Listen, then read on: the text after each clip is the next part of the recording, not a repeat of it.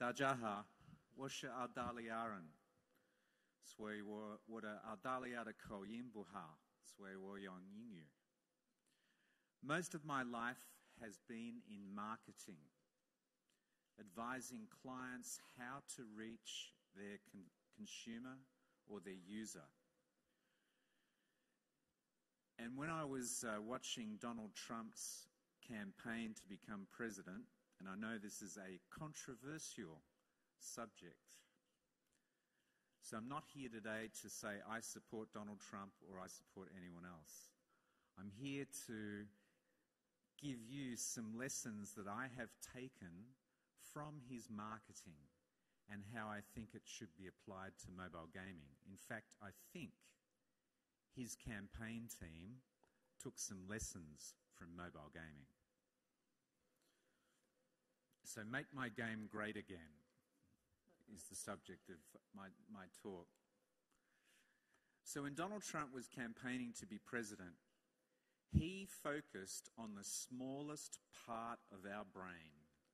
It's about as big as my thumb. It sits inside your head at the top of your spine. It's the part of your brain that covers emotions, so how you feel about something. It covers fear, so when you're scared. It's a part of your brain that is always on. It's very quick to react to things. Fear, excitement, drama. It's not very good at thinking. It's the feeling part of your brain. And sometimes we feel things and our friends might tell us it's wrong or it's not true, but we don't care because we feel good about it. So this small part of the brain, the size of my thumb, is what Donald Trump focused on when he went for president in communicating to the American people. It's also the same strategy that was used in the UK when Britain decided to leave the European Union. They focused on people's emotions. And with emotions, anything that's unfair, if we feel that we've been unfairly dealt with, or someone is being unfair to us, or we get angry or frustrated. So what Donald Trump did was he spoke to the American people about their anger, losing jobs, their frustration, not getting enough pay increases, good health care. So he spoke again to this small part of their brain, appealed to their emotions, their anger, their frustration. And like a mobile game, there's not a game that I'm aware of that everybody in the world plays. Even the popular games have people that don't like Candy Crush or Clash of Clans, but they like something else. So Donald Trump just had to get enough people to agree to make him president. When you're building a mobile game, you've just got to find enough people to make your game popular.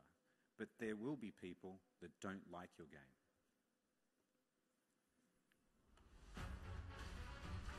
So this is about revenge, focusing on revenge.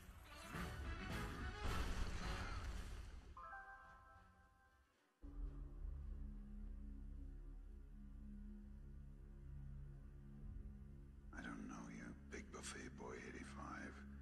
But if you think you can humiliate me and take my gold, think again. Oh, I'm coming for you with lots of barbarians and dragons.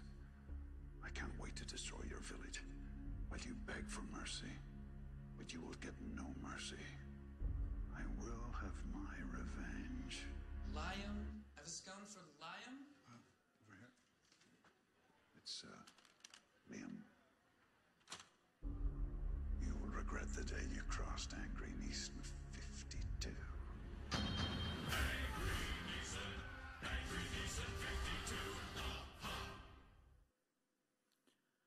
So obviously a player had upset Liam Neeson, so he was going to give him payback. And that's what that commercial was about.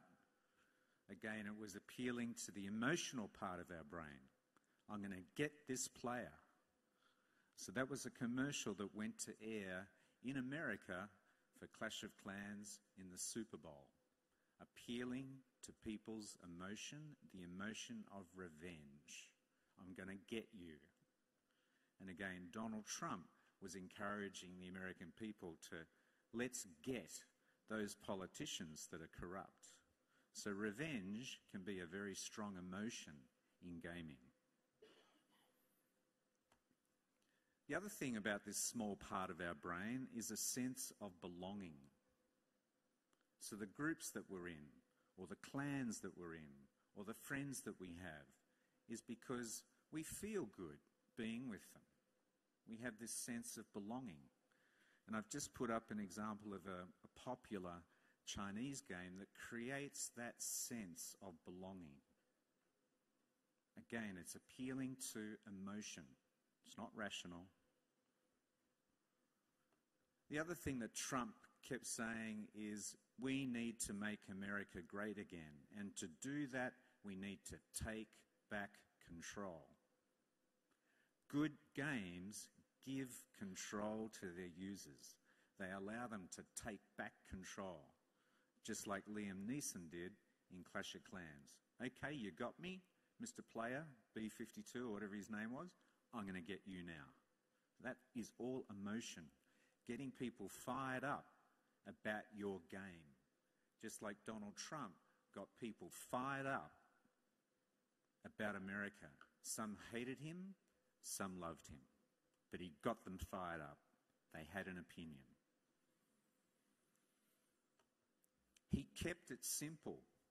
I think he's one of the first politicians to, keep talking on Twitter, driving the media and his campaign team crazy with the things that he would write at 3 a.m. in the morning when, pardon my language, he was pissed off, angry. He tweeted. And he would keep it really simple because you have to on Twitter because you've got a limitation. So again, Temple Run is a good example of keeping a simple game appealing to people's emotions so that they are engaged and locked in to the game. The other thing that Trump focused on was this them and us. And you're either with me or against me. And clan games are classic examples of you're with the clan or you're not with the clan. If you're not with the clan, we're going to get you. A game company that I used to be involved with, Happy Latte, we had a game called High Noon, set in the old sort of cowboy and Indian era.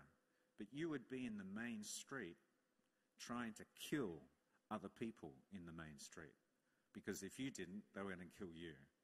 So them and us, creating this them and us, is again an emotional trigger appealing to this small part in our brain.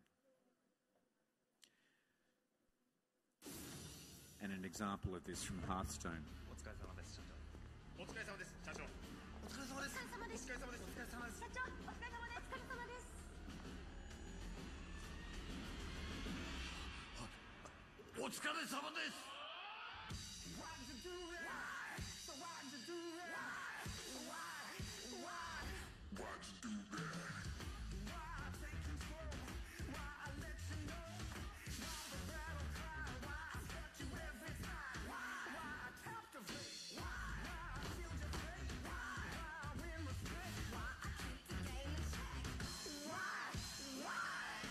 あるぞ一発逆転世界5000万人が熱狂戦略カードゲームハースストーン Be Legend Hearthstone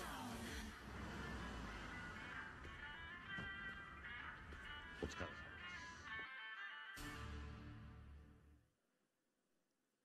す So even a junior secretary in a large company to the company's CEO beat him in the game. And this was, again, appealing to emotions. We're all equal. and she won. So yeah, it's a good example of appealing. Be pragmatic. Foreigners in particular, not so much Chinese, worry about getting their game perfect before they launch it. Instead of just launching it and getting some customer feedback and improving on it. And Chinese game companies are very good at this. They're pragmatic. And I put this example up of, I call it Bunless Pants. So when a foreigner comes to China for the first time and sees children wearing these sort of pants, they go, huh? But it's very pragmatic. It's very practical.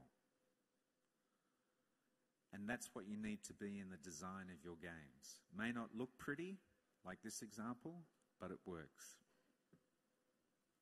We're going to win. We're going to win it for the people. We're going to win it for our country. We're going to make America great again.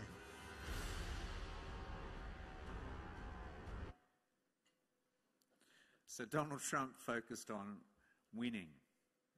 Not everyone is going to win, but if you vote for me, was his message, you will win.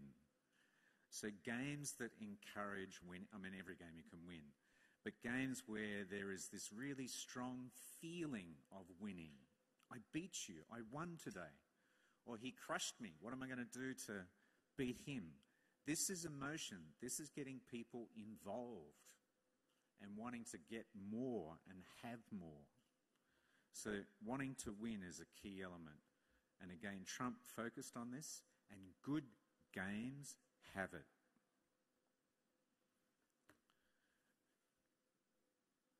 And when you're passionate about something, or when you emotionally like something, you're committed to it, the truth does not matter. So I put this example up here of, on the right-hand side is how the guy on the left-hand side likes to see himself in the virtual world. In the real world, he's a bit of a slob. Got a big beer gut, wears a little funny cap, but when he's playing in a game, he dresses up. He's got these big guns and he's a big macho man. So truth does not matter when you are engaged with something and you really like it. You are emotionally committed. Okay, so in my opinion, if you're going to have a great game, appeal to people's limbic system. The limbic is that really small part of the brain at the top of your spine that's this big. It's the emotional center. It goes for what we need, and usually goes for more than what we need. It's where we get our adrenaline. So, if we're scared about something, or an emergency happens and we have to act really quickly, it's the adrenaline that comes from this part of our brain. It's fast, and there are many Chinese games that are fast because that part of our brain is fast. It reacts quickly. It doesn't think about things. It goes with it, I call it gut feeling. It's this front part of our head that does all the thinking, but this little part of our brain just acts very quickly. It's powerful, it loves drama, excitement, and like I just said before, it doesn't care about the truth because it's emotionally committed. And when you get people emotionally committed, like Donald Trump did, you get people fired up, they have an opinion, they will hate the opposing person like Hillary, and they will say, I support Trump. You want people who will say, I love this game. And they talk about it to their friends. They share with their friends. And we heard in the panel before from the Middle East that social media is probably Middle Eastern people's only outlet. So in a game, they're going to share a lot across social media. And that happens here in China, but in the Middle East, it's even stronger. So key lessons from Mr. Trump: create a sense of belonging. Give people control. Keep it simple. Make them feel powerful so they want more. Be pragmatic like the Bunless Pants. May not look good, but it works. Winning and making them feel proud. And like I said, truth doesn't matter. It's more about how do they feel. Thank you.